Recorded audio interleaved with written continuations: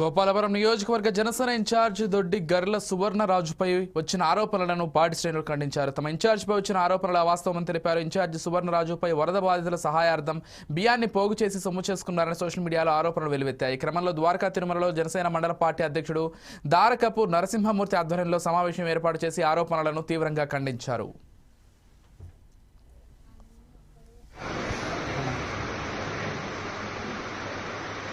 ఈరోజు మా ద్వారకా తిరుమల మండలం జనసేన పార్టీ తరఫున అవన్నీ అవాస్తవాలను ఖండిస్తూ ఏదైతే నీతి నిజాయితీ ఉన్న పార్టీ ఏదైనా ఉందంటే జనసేన పార్టీ.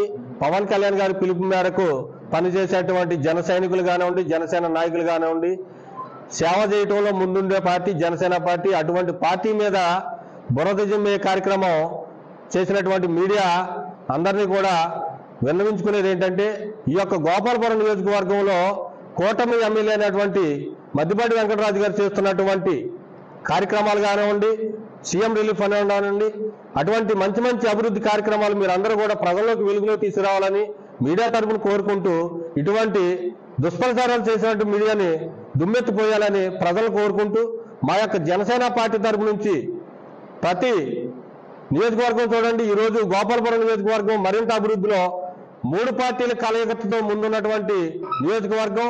ఇటువంటి నియోజకవర్గంలో ప్రత్యర్థి పార్టీలు ఏదైతే ఉన్నాయో వైసీపీ మీడియా బురద జిమ్మే కార్యక్రమంలో ఈ యొక్క దుష్ప్రచారాన్ని ఖండిస్తూ, మేము ఒక జనసేన పార్టీ అంటే ఒకే తాటి మీద ఒకే మాట మీద ఉన్నటువంటి పార్టీ.